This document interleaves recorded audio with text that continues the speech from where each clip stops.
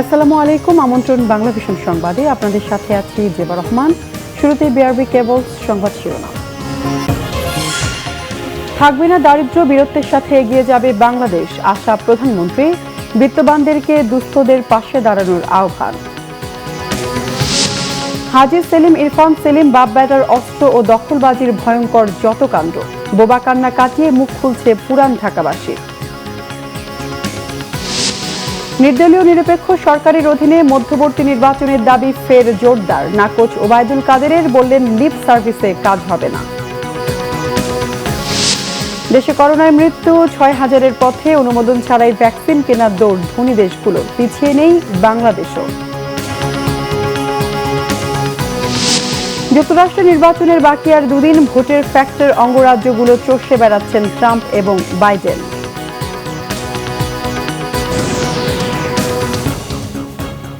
দেখছিলেন BRB cables সংবাদ শিরোনাম, এবার বিস্তারিত সংবাদ। নিজ এলাকার দুস্থ মানুষের পাশে দাঁড়াতে বিত্তশালীদের প্রতি আহ্বান জানিয়েছেন প্রধানমন্ত্রী শেখ হাসিনা। বলেছেন, সবাই মিলে সম্মিলিতভাবে কাজ করলে দেশে দারিদ্র্য থাকবে না। বাংলাদেশ বিশ্বে মাথা উঁচু করে বীরের জাতি হিসেবে চলবে। সচিবদের নিজস্ব অর্থায়নে দরিদ্র মানুষের জন্য করা ঘরের উদ্বোধন অনুষ্ঠানে তিনি এসব কথা বলেন। মুজিব বর্ষে গৃহহীন মানুষকে সরকারের সচিবদের নিজেদের টাকায় করে দেয়া বাড়ির উদ্বোধন উপলক্ষে এই আয়োজন। রাজধানীর বঙ্গবন্ধু আন্তর্জাতিক সম্মেলন কেন্দ্রে এ আয়োজনে গণভবন থেকে ভিডিও কনফারেন্সে যুক্ত হন প্রধানমন্ত্রী শেখ হাসিনা। উপকারভোগী ১৬০টি পরিবারের কাছে প্রধানমন্ত্রীর পক্ষে ৮০ জন সচিব নতুন ঘরের চাবি হস্তান্তর করেন। গৃহহীন মানুষের জন্য সচিবদের এ উদ্যোগের প্রশংসা করে প্রধানমন্ত্রী বলেন, জাতির পিতার জীবনের একমাত্র স্বপ্নই ছিল এদেশের দুঃখী মানুষের মুখে হাসি ফোটানো। গরিব মানুষের দুঃখ দূর করা নিজের জীবনেরও লক্ষ্য বলে জানান প্রধানমন্ত্রী। বাবা মা ভাই সব হারিয়ে সেই শোক ব্যথা বুকে নিয়ে আমি কাজ করি একটা লক্ষ্য সামনে নিয়ে, কারণ এই দেশের মানুষের জন্যই তো আমার মা জীবন দিয়ে গেছেন, বাবা জীবন দিয়েছেন, ভাইয়েরা জীবন দিয়েছেন, আমার বাবা সারাটা জীবন কষ্ট স্বীকার করেছেন। আমি যদি একটু কিছু করে যেতে পারি মানুষের জন্য, এটাই আমার জীবনের সার্থকতা। কি পেলাম না আপনার সেই চিন্তা আমি কখনো করি না। আমার চিন্তা একটা, কতটুকু আমি মানুষের জন্য করতে পারলাম, দেশের মানুষের জন্য করতে পারলাম, আপনার জন্য করতে পারলাম। প্রধানমন্ত্রী বলেন, দেশের মানুষের খাদ্য নিরাপত্তা যেভাবে নিশ্চিত হয়েছে, একইভাবে সকল মৌলিক চাহিদা পূরণের কাজ চলছে।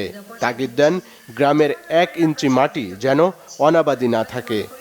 মাত্র ১০ টাকায় আমরা চাল দিচ্ছি, যারা অত্যন্ত বিনা পয়সায় দিচ্ছি, যেভাবে পারি আমরা সহযোগিতা করে যাচ্ছি। আমি মনে করি যারা আমাদের বিত্তশালী, তারা যদি এভাবে তার যার নিজ নিজ এলাকায় প্রত্যেকেই যদি অন্তত কিছু দুস্থ পরিবারের দিকে ফিরে তাকায়, ঘর না একটু ঘর করে দিল, তাদের কিছু কাজের ব্যবস্থা করে দিল, তাদের একটু সহযোগিতা করলো। জাতির পিতা তো এই মানুষগুলিকে নিয়েই যুদ্ধ করে বিজয় অর্জন করেছে। সেই পাকিস্তানি সেনাবাহিনী সারা বিশ্বের সবথেকে শক্তিধর সেনাবাহিনী ছিল, তারা খুব গর্ব করতো। তাদের আবার কে হারাবে? কিন্তু বাঙালিরা তো হারিয়ে দিয়েছে তাদেরকে, যুদ্ধে আমরা বিজয় অর্জন করেছি। এটা আমরা বিজয়ী জাতি, এই বিজয়ী জাতি হিসেবে আমরা বিশ্ব মাথা উঁচু করে চলবো। শেখ হাসিনা জানান, দারিদ্র্যের হার ৪০ থেকে নামিয়ে ২০ ভাগে আনা হয়েছে। করোনায় অর্থনীতির কিছুটা ক্ষতি হলেও তা কাটিয়ে ওঠার চেষ্টা চলছে। আরিফুল হক, বাংলা ভিশন, ঢাকা। পুরান ঢাকা সহ বিভিন্ন এলাকায় নিজস্ব বাহিনী আর অস্ত্র ঠেকিয়ে অনেকের জমি, বাড়ি আর দোকান দখলের অভিযোগ উঠেছে হাজী সেলিম এমপি ও বহিষ্কৃত কাউন্সিলর ইরফান সেলিমের বিরুদ্ধে। ব্যক্তিগত সম্পত্তির পাশাপাশি অনেক সরকারি জমি এবং বিরোধপূর্ণ বহু জমিও বিশেষ কৌশলে তাদের দখলে বলে এখন অভিযোগ করছেন অনেকেই। বিস্তারিত এসএম ফয়েজের রিপোর্টে। সন্ত্রাস, দুর্নীতি, ক্ষমতার অপব্যবহার সহ নানা অভিযোগ রয়েছে সংসদ সদস্য হাজী সেলিম ও তার ছেলে ইরফান সেলিমের বিরুদ্ধে। অন্যায় আর অপরাধের মাঝে বেড়ে ওঠার অভিযোগও হাজী সেলিমের বিরুদ্ধে। আশায় আশায় দিন গেল, আশা পূরণ হলো না। আমি শাসক না, সেবক হতে চাই। পান্না বাজার ৫৩ গলির পুরান ঢাকায় হাজী সেলিমের বিরুদ্ধে কথা বলতে না চাইলেও চাপা ক্ষোভ আছে অনেকের মাঝে। আমি বলবই না, তবে হ্যাঁ উনি 3 দিনের জিনিস নিচ্ছে, 2 দিনের জিনিস নিতে পারে, এই জাহাজ মিলে। বর্তমান চক বাজারে একটা কে এখন বর্তমানে কতগুলো মার্কেট আপনারা চোখে দেখতেছেন। তারপরে উনি সংসদ সদস্য, ওনার দল ক্ষমতায় আছে, কে কথা বলবে? এখানে ভয় কাজ করতেছে। আর কালকে উনি আবার জুম্মার নামাজ এখানে পড়লো, আইনা উনি নিজে মানুষের জনগণকে এটা দেখাইলো যে না আমি আছি, আমি ভেগা যাইনি। আমি হাজী সেলিম চাঁদাবাজি করতো, ওই চাঁদাবাজিটা বন্ধ হয়ে যাবে। রাজধানীর পুরান ঢাকায় বুড়িগঙ্গার তীরে পাটুয়াতলী ওয়াজঘাট এলাকায় গুলশানারা সিটি মার্কেট, যা জগন্নাথ বিশ্ববিদ্যালয়ের তিব্বত হল নামে পরিচিত ছিল। 2001 সালে হলের অবকাঠামো পরিবর্তন করে স্ত্রীর নামে গড়ে তোলেন গুলশানারা সিটি। দখলের বিষয়ে আশপাশের সবাই জানলেও ভয়ে মুখ খুলছেন না কেউই। কাগজ সব 2 নম্বর করে রাখছে। এই যে আপনার গিয়া গুলশানা সিটি, এটাও তো 2 নম্বর। ভাই লাঠির জোর, পাওয়ার জোর, আমরা তো কিছু করা পারবো না, আমরা অচল মানুষ। ব্যবসায়িক মাইরা সই লইয়া লইছে। 4 তলা বিল্ডিংটা ফালায় দিছে এক রাইতে 5 মিনিটে। গুলশানারা সিটি যেটা, আর এটা জগন্নাথের সবচেয়ে বড় হল ছিল। দখল নয়, কেনা সম্পত্তিতে গুলশানারা সিটি মার্কেট করেছেন বলে দাবি করেছে মার্কেট কর্তৃপক্ষ। খাজা মৌলভী খাজা আবদুল্লাহ ওয়েলফেয়ার ট্রাস্টের একটি প্রতিষ্ঠান, এদের কাছ থেকে লিজ নিয়ে আমাদের এমপি স্যার উনি এখানে প্রতিষ্ঠানটা করছেন। যে অভিযোগগুলো সম্পূর্ণ ভিত্তিহীন ভাই, সম্পূর্ণ ভিত্তিহীন। সরকারি হল হয়, যদি গভর্নমেন্টের হয় তা গভর্নমেন্টের সরকারের সম্পত্তি গভর্নমেন্ট নেবে, আর যদি এটা মালিকানা সম্পত্তি হয় মালিকানা ব্যবহার করবে। যদিও চাঁদাবাজি, জমি দখল সহ নানা অপকর্মের জন্য ইরফানের নিজ বাড়িতেই ছিল টর্চার সেল। অভিযোগ রয়েছে নিজস্ব বাহিনী দিয়ে দোকান, বাড়ি ও মার্কেট দখল, এমনকি জোরপূর্বক উচ্ছেদ সহ মিথ্যা মামলা দিয়ে হয়রানি করাই ছিল তাদের কাজ। এখান থেকে জানগা কামালবাগ ড্রামপট্টি, এটা উনি দখল করে রাখছে। ড্রামপট্টি কামালবাগ বাজার জানগা, ওই যে মদিনা ট্যাঙ্ক জানগা, এটা দখলে। ওনার উপর কেউ কথা বলার মতন এখানে নাই। ভোট ফাদার কেন কথা বলে না কেন? বললে মেয়েটা আলাবে, হ্যাঁ বললে মেয়েরা আলাবে, বেশি কথাগুলো মেয়েরা আলাবে, নিজেও মারে পরতে মারে। ওনার এলাকা এই কোনো সময় আমাকে মৃত্যু ঘটনা করে দিব, ফালা দিব দিনের মধ্যে, আমার কেউ বাঁচাতে পারবো না। এটা মারলে দেখলেও কইব না যে মুখে মারছে। সোয়ারীঘাটে চাঁদ সর্দার কোল্ড স্টোরেজ লিমিটেড, অভিযোগ রয়েছে কয়েক বছর আগে দখল করা হয় জায়গাটি।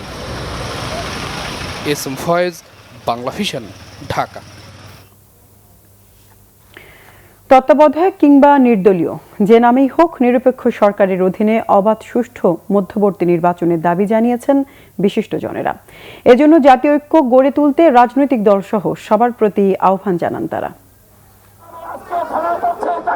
নারায়ণগঞ্জে দলের আহ্বায়ক মাহমুদুর রহমান মান্নার উপর হামলার জন্য দায়ীদের বিচারের দাবিতে জাতীয় প্রেস ক্লাবে সমাবেশ করে নাগরিক ঐক্য। এতে সংহতি জানান বিশিষ্টজনেরা। এ সময় তারা অভিযোগ করেন, মাহমুদুর রহমান মান্নার উপর হামলার সপ্তাহ পেরিয়ে গেলেও দায়ীদের গ্রেফতার করা হয়নি। অবিলম্বে হামলাকারীদের গ্রেফতারের দাবি জানান তারা। বলেন, সরকার দেশ পরিচালনায় সম্পূর্ণ ব্যর্থ হয়েছে। তারা জানে জনগণের সম্মতি ছাড়া কেবলমাত্র ডান্ডা দিয়ে তারা বেশি দিন ক্ষমতায় থাকতে পারবে না। তাদের পায়ের তলায় মাটি নাই বলে তারা ভীত হয়ে পড়ে, আর যত তারা ভীত হয় তত তারা আমাদের উপরে ত্রাস সৃষ্টি করতে চায়। বর্তমান সরকারের ভোটারদের প্রতি আস্থা নেই, জনগণের প্রতি কোনো আস্থা নেই। তারা জানে সুষ্ঠু ভোট হলে তারা আর কোনোদিন ক্ষমতায় আসতে পারবে না। অবিলম্বে নির্বাচনের দাবি জানান বক্তারা। নির্বাচন দিতে হবে, সেটা তত্ত্বাবধায়ক সরকার ব্যবস্থা সংবিধানে পুনঃস্থাপন করে হোক, কিংবা রাজনৈতিক দলগুলোর সাথে আলাপ আলোচনা করে একটি নির্বাচনকালীন নিরপেক্ষ সরকার গঠন করে হোক। যে নামেই হোক না কেন, অতি দ্রুত একটা ফ্রেশ ইলেকশন, সেটা মধ্যবর্তী হোক আর জাতীয় নির্বাচন হোক।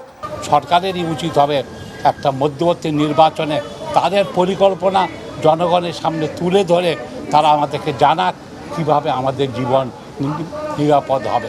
100টা ঐক্য থাক, কামের যদি না হয় তে ঐক্য দিয়ে আমার কি হবে?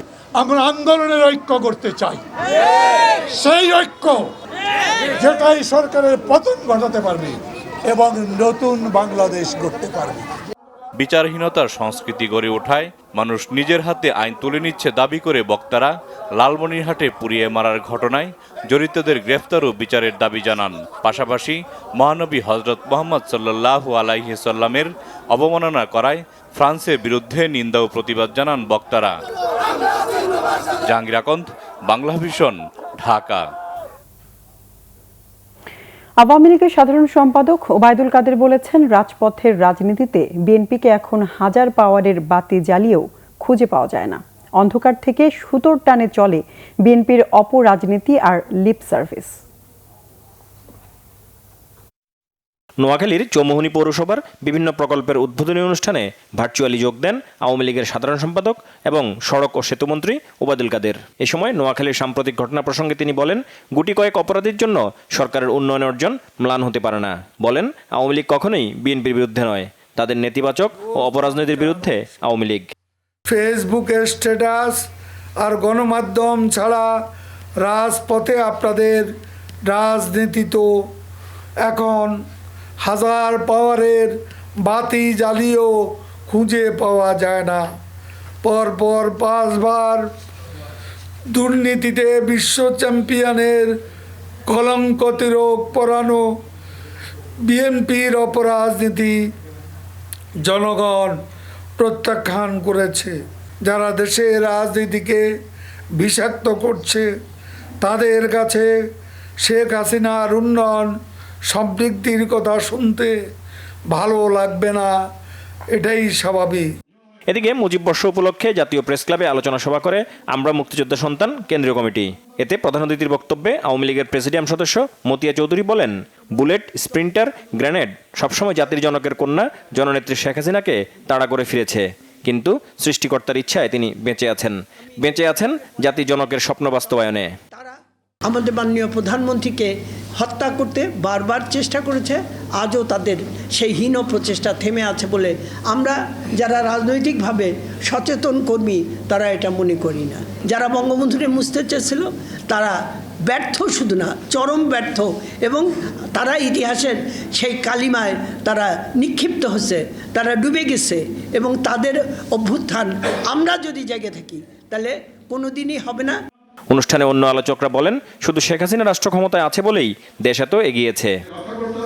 আহমেদ সরওয়ার, বাংলা ভিশন, ঢাকা। পাইকারি বাজারে সরকার নির্ধারিত মূল্যে বিক্রি হচ্ছে না আলু।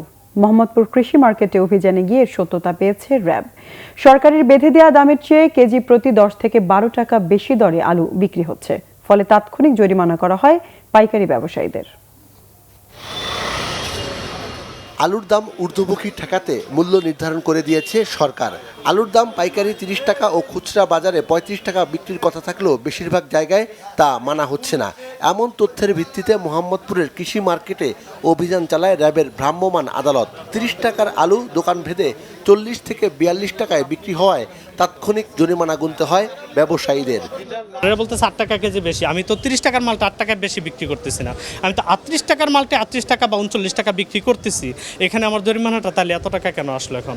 আর সেই জরিমানা দায়ভারটা এখন কে নেবে? আমার দোকানে তো 50,000 টাকা তো আপনার এক মাসেও লাভ হবে না, আমি কিভাবে দিব? এক বছর গাইছে আমার বলে আমাকে 10 কেজি আলু দেন, আমি স্যার এখানে মাল বেচছে আমার দিতাম না ভাই যান, তাই রাস্তা করে আমার নিতে 42 টাকা লাগবো, তাই নিমু 42 টাকা নিমু, তো নিচে আমি 10 কেজি আলু তারা 42 টাকা বেচছি। আমরা তো মালটা কমিশনে বিক্রি করি, আমরা বস্তায় 30 টাকা কমিশন পাই। হিমাগারে যদি সরকারি রেট না হয় ইমপ্লিমেন্ট, তাহলে আপনি কিনেন কেন? আমরা তো কিনি না, আমরা ব্যাপারীর মাল বিক্রি করি, আর ঘর খালি থাকলে 10-20টা মাল কিনে আনি বাহিরের থেকে। র্যাবের ভ্রাম্যমাণ আদালতের ম্যাজিস্ট্রেট জানান, আলু নিয়ে জনগণের ভোগান্তি দূর করতে তাদের অভিযান অব্যাহত থাকবে। পাইকারি বাজারের পাশাপাশি হিমাগারগুলোতেও অভিযান চালানোর কথা জানায় আইন শৃঙ্খলা বাহিনী। এখানে যদি উনি পাইকারি কিনে থাকেন 27 টাকা কেনার কথা, সেখানে পার কেজিতে 13 টাকা করে বেশি দামে উনি কিনে নিয়ে এখানে উনি 40 টাকা, ডেফিনেটলি উনি 40 টাকা কিনলে উনি আরও 50 টাকা দামে বিক্রি করবেন। প্রতিটি প্রতিষ্ঠানে আপনার কৃষি বিপণনায় 2018-র যে আইন আছে সে অনুযায়ী সরকার নির্ধারিত যে দাম তার থেকে অতিরিক্ত মূল্যে বিক্রি করার জন্য কিন্তু প্রতিটি প্রতিষ্ঠানকে 50,000 টাকা করে জরিমানা, ওনাদের 1 মাসের বিনাশ্রম কারাদণ্ড প্রদান করা হয়েছে। জনগণের সুবিধা বিবেচনায় সরকারের উদ্যোগ অব্যাহত রাখার দাবি জানান ক্রেতারা। সিকান্দার রেমান, বাংলা ভিশন, ঢাকা। করোনায় দেশে একদিনে মারা গেছেন আরও 18 জন। এ নিয়ে মৃতের সংখ্যা দাঁড়ালো 5,923 জন। শনিবার স্বাস্থ্য অধিদপ্তরের প্রেস বিজ্ঞপ্তিতে জানানো হয়েছে, গত 24 ঘন্টায় 11,532টি নমুনা পরীক্ষা করে 1,320 জনের করোনা শনাক্ত হয়েছে। এই নিয়ে দেশে 4,07,684 জনের করোনা শনাক্ত হলো। গত একদিনে করোনা থেকে সুস্থ হয়েছেন 1,442 জন। এ পর্যন্ত সুস্থ হয়েছেন 3,24,145 জন। গত 24 ঘন্টায় শনাক্তের হার 11.45, 24 ঘন্টায় সুস্থতার হার 79.51, মৃত্যুর হার 1.45। মারা যাওয়া 18 জনের মধ্যে 12 জন পুরুষ ও 6 জন নারী। করোনা মহামারী থেকে বাঁচতে এখনো ভ্যাকসিন অনুমোদন না পেলেও তা কেনার প্রতিযোগিতায় নেমেছে ধনী দেশগুলো। এ লক্ষ্যে অর্থ সংগ্রহে নেমেছে বাংলাদেশও। তবে 2021 সালের আগে ভ্যাকসিন পাওয়ার সম্ভাবনা খুব কম। বিশ্ব স্বাস্থ্য সংস্থার ল্যান্ডস্কেপ ডকুমেন্ট বলছে, ক্লিনিক্যাল মূল্যায়ন তালিকায় মোট 42টি এবং প্রি ক্লিনিক্যাল তালিকায় 156টি করোনা ভ্যাকসিন ক্যান্ডিডেট রয়েছে। এর মধ্যে 10টির অগ্রগতি বেশ সন্তোষজনক।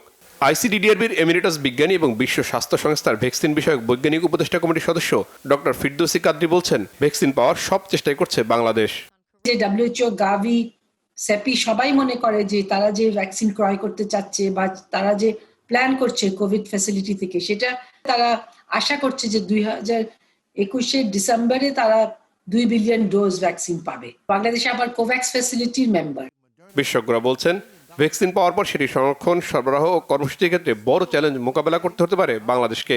নর্মাল ইপিআই এর প্রোগ্রাম করি, আমরা যদি অন্যান্য ক্যাম্পেইন গুলা করি, এটার সাথে আমরা যখন কোভিড-19 ভ্যাকসিন আনবো, সেটা আমরা কিভাবে বিতরণ করব। কিন্তু এটা শুধু বাংলাদেশের ব্যাপার না, আমি তো সেজের মেম্বার এবং এটা নিয়ে খুবই ভালোভাবে আলোচনা হচ্ছে। বাংলাদেশ কিন্তু এই আলোচনার মধ্যেই আছে। অগ্রগতি তালিকায় থাকা ভ্যাকসিনের বৈজ্ঞানিক তথ্য পর্যালোচনায় বিশেষজ্ঞরা বলছেন, করোনা থেকে সুরক্ষা পেতে নিতে হবে কমপক্ষে 2টি ডোজ। আবার 2টি ডোজ নিলেই করোনা আর হবে না এর নিশ্চয়তাও নেই। তাই স্বাস্থ্যবিধি মানার চর্চাই মূল ভরসা। একটা ভ্যাকসিন বা 2টো ভ্যাকসিন বা আরো বেশি ভ্যাকসিন নিতে হবে কিনা সেটা নিয়ে কেন চিন্তা হচ্ছে, কারণ একটা ভ্যাকসিন এবং 2টো ভ্যাকসিনের ডোজের মধ্যে অ্যান্টিবডি রেসপন্স কিরকম হচ্ছে, নিউট্রালাইজেশন অ্যান্টিবডি কিরকম হচ্ছে, সেটার উপর পরীক্ষা করে দেখে তখন অনেক কোম্পানি প্রথমে 1 ডোজ দিয়ে আরম্ভ করলো, তারপর দ্বিতীয় ডোজে চলে গেল। বেশিরভাগই 2 ডোজই হচ্ছে ভ্যাকসিনগুলো। ভ্যাকসিনের প্রতি যে অতিরিক্ত নির্ভরশীলতা, যেভাবে ভ্যাকসিন ঘিরে উচ্ছ্বাস, এটাকে আসলে সামলাতে হবে। এটা মূলত জীবনাচারে কোভিড-19 করোনা ভাইরাসের এই আবির্ভাব মানুষের জীবনাচারে কতগুলো মৌলিক পরিবর্তন আনবে এবং এই করসপন্ডিং পরিবর্তনগুলো হলেই সেটা অর্থবহভাবে আমরা এই কোভিড উত্তর একটা নতুন বিশ্ব তৈরি করতে পারবো। দাতব্য সংস্থা অক্সফামের এক প্রতিবেদন বলছে, 2022 সালের আগে বিশ্বের প্রায় 61% মানুষের কাছে ভ্যাকসিন পৌঁছাবে না। কারণ এরই মধ্যে ধনী দেশগুলো সম্ভাব্য ভ্যাকসিনের উৎপাদন সক্ষমতার 51% কিনে ফেলেছে। রিশান নাসরুল্লাহ, বাংলা ভিশন, ঢাকা। পুলিশের কোনো সদস্য ক্ষমতার অপব্যবহার করলেই কঠোর ব্যবস্থা নেওয়া হবে বলে হুঁশিয়ারি দিয়েছেন ডিএমপি কমিশনার শফিকুল ইসলাম। তিনি বলেন, কমিউনিটি পুলিশ জনগণের সাথে পুলিশের সম্পর্ক স্থাপনে কাজ করছে। শনিবার রাজারবাগ পুলিশ লাইন্স অডিটোরিয়ামে কমিউনিটি পুলিশিং ডে উপলক্ষে আলোচনা সভার আয়োজন করা হয়। এ সময় বিশিষ্টজনরা বলেন, জনগণের অংশগ্রহণ নিশ্চিত করা গেলে কমিউনিটি পুলিশিং সার্থক হবে। যে কোনো ধরনের সোশ্যাল ডিসঅর্ডার, যে কোনো ধরনের ক্রাইম, সেগুলোকে প্রতিরোধ করতে হবে, প্রতিহত করতে হবে, প্রিভেনশন করতে হবে, আগেই আজ করে নিতে হবে। অনুষ্ঠানে ডিএমপি কমিশনার শফিকুল ইসলাম বলেন, জনসাধারণের সাথে সুসম্পর্ক তৈরি করতেই কমিউনিটি পুলিশিং। আমার জিজ্ঞাসা হলো, দুষ্কর্ম করে কেউ কি রক্ষা পাচ্ছে? আইনের আওতায় আমরা তাদের আনছি কিনা? পুলিশ যাতে জবাবদিহিতামূলক পুলিশ হয়, সেটার জন্য আমাদের যার যেখান থেকে যতটুক ভূমিকা রাখার সুযোগ আছে আমরা সে ভূমিকাটা রাখি। এদিকে শেরেবাংলা নগর থানায় অনুষ্ঠিত হয়েছে আলোচনা সভা। অপরাধ দমনের পাশাপাশি মাদক উদ্ধারে পুলিশের সাফল্যের কথা তুলে ধরেন ঊর্ধ্বতন কর্মকর্তারা। আমরা কোনো মাদক ব্যবসায়ীর সাথে আমাদের কোনো সম্পর্ক স্থাপন করতে চাই না। আমরা এই সমাজে সন্ত্রাসের সাথে সম্পর্ক স্থাপন করতে চাই না। আমরা সম্পর্ক স্থাপন করতে চাই সাধারণ মানুষের সাথে। গুলশান বিভাগেও কমিউনিটি পুলিশিং ডে উপলক্ষে আলোচনা সভার আয়োজন করা হয়। স্থানীয় সংসদ সদস্য ছাড়াও পুলিশের ঊর্ধ্বতন কর্মকর্তারা উপস্থিত ছিলেন চলচ্চিত্রের অভিনেতা অভিনেত্রীরাও। আমরা সাধারণ পাবলিক এবং অভিনেত্রী আমরা আসলে খুব কাছ থেকে পুলিশকে দেখি। রিয়াদ তালুকদার, বাংলা ভিশন, ঢাকা। এদিকে শোভাযাত্রা, আলোচনা সভা সহ নানা আয়োজনে দেশের বিভিন্ন জায়গায় কমিউনিটি পুলিশিং ডে 2020 পালিত হয়েছে। গৃহায়ন ও গণপূর্ত প্রতিমন্ত্রী শরীফ আহমেদ বলেছেন, দেশ থেকে মাদক, সন্ত্রাস ও জঙ্গিবাদ বন্ধ করতে হলে পুলিশকে সহযোগিতা করতে হবে। ময়মনসিংহে কমিউনিটি পুলিশিং ডে উপলক্ষে আয়োজিত সমাবেশে তিনি একথা বলেন। দিবসটি উপলক্ষে সিলেট জেলা পুলিশের আলোচনা সভায় প্রধান অতিথির বক্তব্যে প্রবাসী কল্যাণমন্ত্রী ইমরান আহমেদ করোনা ভাইরাস থেকে রক্ষায় সকলকে মাস্ক ব্যবহারের আহ্বান জানান। অন্যদিকে মৌলভীবাজারের জেলা পুলিশ আয়োজিত আলোচনা সভায় বক্তব্য রাখেন সংসদ সদস্য নেসার আহমদ। অনুষ্ঠানে শ্রেষ্ঠ চেয়ারম্যান হিসেবে বানুলাল রায় এবং শ্রেষ্ঠ পুলিশ সদস্য হিসেবে শ্রীমঙ্গল থানার এসআই আলমগীর হোসেনকে পুরস্কৃত করা হয়। এদিকে হবিগঞ্জে কমিউনিটি পুলিশিং ডে শোভাযাত্রা করেছে জেলা পুলিশ। কমিউনিটি পুলিশিং ডে উপলক্ষে আলোচনা সভা হয়েছে সাভারে। সভায় কমিউনিটি পুলিশের ভূমিকা, কিশোর অপরাধ, ইফটিজিং, মাদকসহ নানা সমস্যা ও সমাধান নিয়ে আলোচনা করা হয়। ফরিদপুরে পুলিশ সুপার মোহাম্মদ আলিমুজ্জামানের সভাপতিত্বে আলোচনা সভা হয়। লক্ষ্মীপুর জেলা পুলিশ ও কমিউনিটি পুলিশিং সেলের যৌথ উদ্যোগে আলোচনা সভা সহ নানা কর্মসূচি হয়েছে। রাজশাহী মেট্রোপলিটন পুলিশের উদ্যোগে কমিউনিটি পুলিশিং ডের আয়োজনে প্রধান অতিথি ছিলেন city mayor AHM Khairuzzaman Liton. এদিকে শোভাযাত্রা ও আলোচনা সভা করেছে জয়পুরহাট জেলা কমিউনিটি পুলিশ।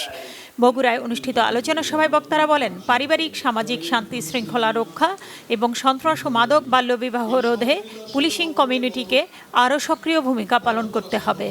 এদিকে পাবনায় দিবসটি পালনে র্যালি ও আলোচনা সভা হয়। বরিশালে পুলিশ কমিশনার মোহাম্মদ শাহাবুদ্দিন খানের সভাপতিত্বে কমিউনিটি পুলিশিং সমাবেশ হয়। এতে প্রধান অতিথি ছিলেন বরিশাল বিশ্ববিদ্যালয়ের উপাচার্য অধ্যাপক ডক্টর মোহাম্মদ সাদেকুল আরিফিন। এদিকে কমিউনিটি পুলিশিং ডের আলোচনা সভা হয়েছে বরগুনা এবং পিরোজপুরেও। নানা আয়োজনে বাগেরহাটে কমিউনিটি পুলিশিং ডে 2020 পালিত। কমিউনিটি পুলিশিং ডে উপলক্ষে র্যালি হয়েছে মাগুরা, সাতক্ষীরায়, আর আলোচনা সভা সহ বিভিন্ন কার্যক্রম হয় ঝিনাইদহ, চুয়াডাঙ্গায়। নাসরিন গীতি, বাংলা ভিশন নিউজ ডেস্ক। ফ্রান্সে মহানবী হযরত মুহাম্মদ সাল্লাল্লাহু আলাইহি ওয়াসাল্লামের ব্যঙ্গচিত্র তৈরি ও প্রচার প্রদর্শনের প্রতিবাদে আজও দেশের বিভিন্ন জায়গায় বিক্ষোভ করেছে বিভিন্ন ইসলামী সংগঠন। টাঙ্গাইলে ফ্রান্স বিরোধী বিক্ষোভ সমাবেশ করেছে বাংলাদেশ ইমাম মুয়াজ্জিন ওলামা পরিষদ। কেন্দ্রীয় জামে মসজিদের সামনে থেকে একটি বিক্ষোভ মিছিল বের করা হয়। এতে যোগ দেন কৃষক শ্রমিক জনতা লীগের সভাপতি বঙ্গবীর কাদের সিদ্দিকী। প্রতিবাদ হয়েছে বরিশালও। সাধারণ শিক্ষার্থীর ব্যানারে মিছিলটি নগরীর বিভিন্ন সড়ক ঘুরে আসে। মহানবী সাল্লাল্লাহু আলাইহি ওয়াসাল্লামের ব্যঙ্গচিত্র তৈরির প্রতিবাদে মানববন্ধন ও বিক্ষোভ হয়েছে চাঁপাইনবাবগঞ্জে। নবাবগঞ্জ সরকারি কলেজের সামনে কর্মসূচি পালন করে বাংলাদেশ আহলে হাদিস যুব সংঘ। সাতক্ষীরায় মানববন্ধন ও প্রতিবাদ সমাবেশ করে বাংলাদেশ ইমাম সমিতি। শহরের নিউ মার্কেট চত্বরে প্রতিবাদ সমাবেশে ফ্রান্সের পণ্য বর্জনের আহ্বান জানান বক্তারা। চুয়াডাঙ্গার দর্শনায় তৌহিদি জনতার ব্যানারে বিক্ষোভ মিছিল ও সমাবেশ হয়।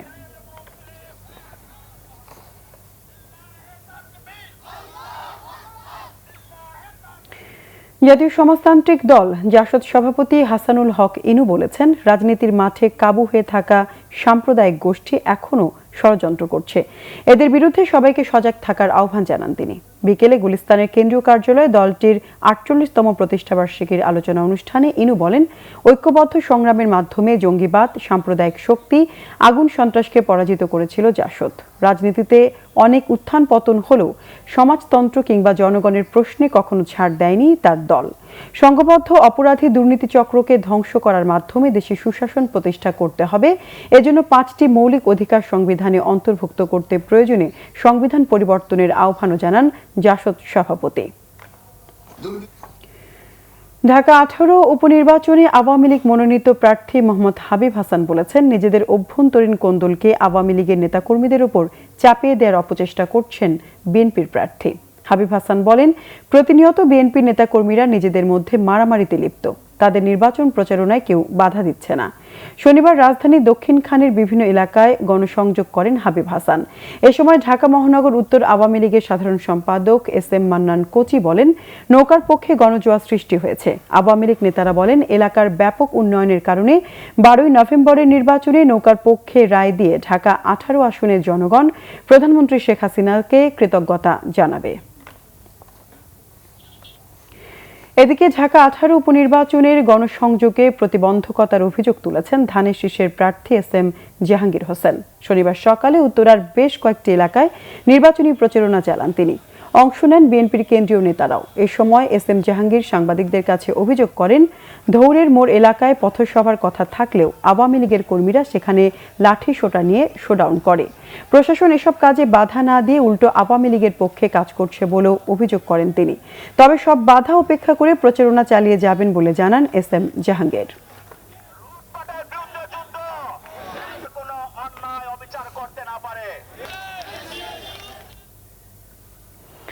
কিশোরগঞ্জের কটিয়াদীতে 3 খুনের ঘটনায় স্বীকারোক্তিমূলক জবানবন্দি দিয়েছে আসামি দিন ইসলাম। অন্য 3 আসামির 10 দিনের রিমান্ড চেয়েছে পুলিশ। শুনানি কাল শনিবার আদালতে দায় স্বীকার করে দিন ইসলাম। পুলিশ সুপার জানান, পারিবারিক কলহ ও জমি নিয়ে বিরোধেই 3 খুনের ঘটনা ঘটেছে। বুধবার রাতে দিন ইসলাম প্রথমে তার ভাবি পারভিনকে খুন করে, পরে তার ভাই আসাদ ও ভাতিজা লিওনকেও হত্যা করা হয়। পরে বাড়ির পাশে তাদের মাটি চাপা দেয়। এই ঘটনায় অন্য 3 আসামি আসাদের মা কেওয়া খাতুন, বোন নাজমা আক্তার ও ভাগ্নে আল আমিনকে শনিবার আদালতে হাজির করে 10 দিনের রিমান্ডের আবেদন করলে সিনিয়র জুডিশিয়াল ম্যাজিস্ট্রেট আব্দুল নূর রবিবার রিমান্ড শুনানির দিন ধার্য করেন। মামলার অন্য আসামিদের গ্রেফতারে অভিযান চলছে বলেও জানায় পুলিশ। নারায়ণগঞ্জে মসজিদে বিস্ফোরণের ঘটনায় পরিচালনা কমিটির সভাপতি আব্দুল গফুরকে কারাগারে পাঠানো হয়েছে। শনিবার বিকেলে নারায়ণগঞ্জের সিনিয়র জুডিশিয়াল ম্যাজিস্ট্রেট আদালতে তোলা হয় আব্দুল গফুরকে।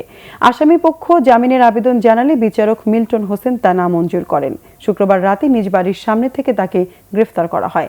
শনিবার দুপুরে সংবাদ সম্মেলনে সিআইডি নারায়ণগঞ্জ অফিসের বিশেষ পুলিশ সুপার মোহাম্মদ নাসির উদ্দিন আহমেদ জানান, মসজিদে বিস্ফোরণের ঘটনায় পুলিশের করা মামলায় তাকে গ্রেফতার করা হয়েছে। তদন্তে তার বিরুদ্ধে গাফিলতি ও অবহেলার সুস্পষ্ট প্রমাণ পাওয়া গেছে।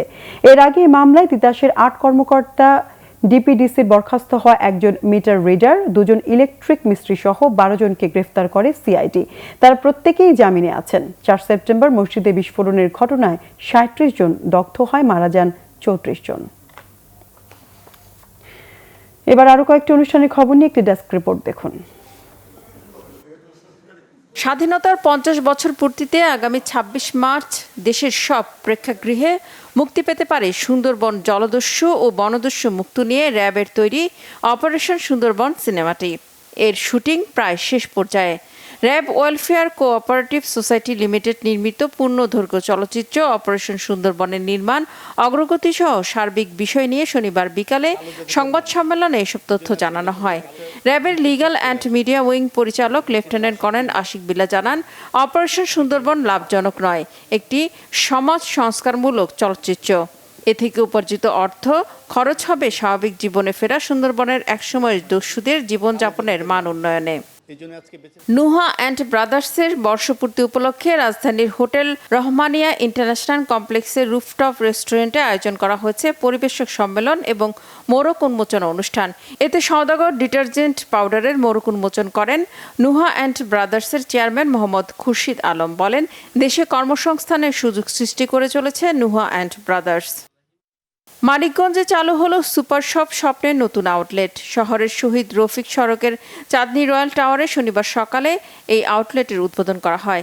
এ সময় উপস্থিত ছিলেন স্বপ্নের রিটেল এক্সপানশন বিভাগের পরিচালক শামসুদ্দোহা শিমুল, স্বপ্ন ফ্র্যাঞ্চাইজির head of business development Mohammad Rajibul Hasan, স্থানীয় ব্যবসায়ী এবং চাঁদনী রয়্যাল টাওয়ারের প্রোপাইটার আজিজা সিদ্দিকী চাঁদনী, ব্যবসায়ী মোহাম্মদ আবুল বাশা সহ আরও অনেকে। স্বাস্থ্যসম্মত এবং নিরাপদ পরিবেশে বাজার করার জন্যই মানিকগঞ্জে স্বপ্নের আউটলেট চালু করা হয়েছে বলে জানান প্রতিষ্ঠানের রিটেল এক্সপানশন বিভাগের পরিচালক Shamsuddoha Shimul. Bangla Vision news desk. এবারে ক্লেমন খেলার সংবাদ।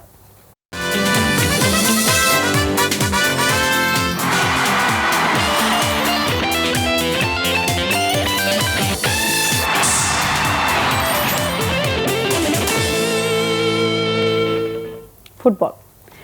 বাংলাদেশ ফুটবল ফেডারেশনের ৪র্থ সহ-সভাপতি পদে পুনর্নির্বাচনে জয়ী হয়েছেন মহিউদ্দিন আহমেদ মহি। 4 ভোটে হারিয়েছেন তাবিথা পালকে। কাজী সালাউদ্দিনের সম্মিলিত পরিষদের বিরোধী সমন্বয় পরিষদ থেকে নির্বাচন করেন মহি। তবে নির্বাচনে জয়ী হয়ে তিনি বলেছেন, বাফুফে সভাপতির সাথে কোনো বিরোধ নেই। সাংগঠনিক দক্ষতা ও অভিজ্ঞতায় ফুটবল উন্নয়নে অবদান রাখতে চান মহি। গত ৩ অক্টোবর বাংলাদেশ ফুটবল ফেডারেশনের কার্যনির্বাহী কমিটির 21টি পদে নির্বাচন অনুষ্ঠিত হয়। 4 সহসভাপতির মধ্যে 3টি পদে ইমরুল হাসান, কাজী নাবিল আহমেদ ও আতাউর রহমান ভূঁইয়া মানিক নির্বাচিত হন। তাবিথ আওয়াল ও মহিউদ্দিন আহমেদ মহি সমান 65 ভোট পাওয়ায় চতুর্থ সহসভাপতি পদটি টাই হয়। 31 অক্টোবর পুনরায় নির্বাচনে সকাল 11:30 থেকে দুপুর 1টা পর্যন্ত হয় ভোট গ্রহণ। 139 কাউন্সিলরের মধ্যে ভোট দেন 130 জন। প্রতিদ্বন্দ্বিতাপূর্ণ পুনর্নির্বাচনে বিজয়ী হিসেবে মহিউদ্দিন আহমেদ মহির নাম ঘোষণা করেন প্রধান নির্বাচন কমিশনার। শান্তিপূর্ণভাবে ভোট সম্পন্ন হয়েছে। ভোট শেষে গণনার ফলাফলে জনাব মহিউদ্দিন আহমেদ 67 ভোট এবং জনাব তাবিথ আওয়াল 63 ভোট পেয়েছেন।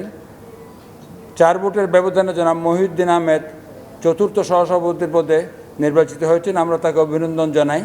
বাফুফের গত নির্বাহী কমিটিতে থেকেও বিভিন্ন অনিয়ম নিয়ে বিরোধিতা করা মহি নির্বাচনও করেন প্রতিপক্ষ প্যানেল সমন্বয় পরিষদ থেকে। টানা দ্বিতীয়বার সহসভাপতি নির্বাচিত হয়ে সালাউদ্দিনের নির্দেশনায় কাজ করার অঙ্গীকার মহির। বাফুফের সভাপতিও বরণ করে নেন তাকে। যোগ্য নেতা কাজী সালাউদ্দিন। কাজী সালাউদ্দিনের সাথে আমার কোনো ব্যক্তিগত বিরোধ নেই। সে বয়সে আমার পিতৃসম। যে আমাকে যেই দায়িত্ব দেওয়া হবে সেই দায়িত্বটা অবশ্যই পালনের ব্যাপারে আমার কোনো চেষ্টার কমতি থাকবে না। যেটাতে ফুটবলের উপকার হয়, যেটাতে ফুটবলের উন্নয়ন হয়, সেই কর্মকাণ্ডগুলি আমরা এই টেকনিক্যাল কমিটির মাধ্যমে আমরা অবশ্যই করব। আমার সাথে কারো কোনো ডিফারেন্স ছিল না। ভোটার যেটা ডিসিশন দিয়েছে that is the final decision, so কোনো প্রবলেম নেই। সহসভাপতি সহ সমন্বয় পরিষদ থেকে 7 জন সুযোগ পেলেন বাফুফের নির্বাহী কমিটিতে। নির্বাচনে পরাজিত স্বতন্ত্র প্রার্থী তাবিথ আওয়াল এর আগে টানা 3 মেয়াদে ছিলেন বাফুফের সহসভাপতি। মানিক মাহমুদ, বাংলা ভিশন, ঢাকা। ক্রিকেট প্রসঙ্গ। টি-20 টুর্নামেন্টের কোনো কিছুই এখনও চূড়ান্ত করেনি বিসিবি। টিভি ব্রডকাস্টের জন্য আন্তর্জাতিক টেন্ডার দেওয়ার কারণে 15 নভেম্বর থেকে পিছিয়ে যেতে পারে টুর্নামেন্ট, জানিয়েছেন বিসিবি পরিচালক জালাল ইউনুস। তিনি বলেন, স্পন্সরদের আগ্রহের উপর নির্ভর করবে প্লেয়ার ড্রাফট হবে নাকি লটারির মাধ্যমে খেলোয়াড় বন্টন হবে। এই সিদ্ধান্ত এখন হয়নি। অ্যাকচুয়ালি আমরা ওয়েট করছি যে আমাদের স্পন্সরসগুলোকে কনফার্ম করা।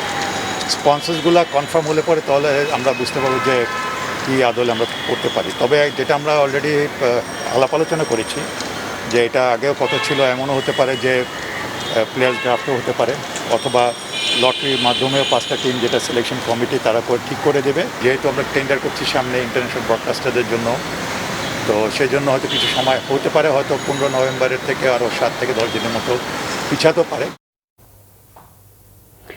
সংবাদ শেষ করব বিআরবি কেবল শিরোনামগুলো আরেকবার জানিয়ে। থাকবে না দারিদ্র্য, বীরত্বের সাথে এগিয়ে যাবে বাংলাদেশ, আশা প্রধানমন্ত্রীর। বিত্তবানদেরকে দুস্থদের পাশে দাঁড়ানোর আহ্বান।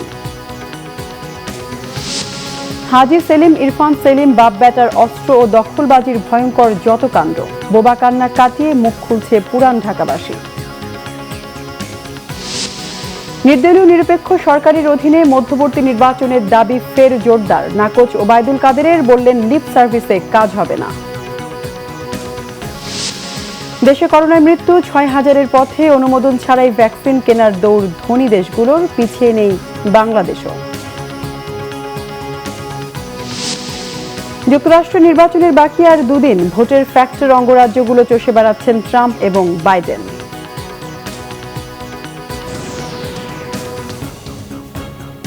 দর্শক, ছিল এখনকার মতো। পরের সংবাদ রাত 1টায়। এছাড়া বাংলাভিশন সংবাদ ও সংবাদ সংশ্লিষ্ট অনুষ্ঠান দেখতে লগ ইন করুন facebook.com/বাংলাভিশন এবং সাবস্ক্রাইব করুন youtube.com/বাংলাভিশন নিউজে। এতক্ষণ সঙ্গে থাকায় ধন্যবাদ সবাইকে।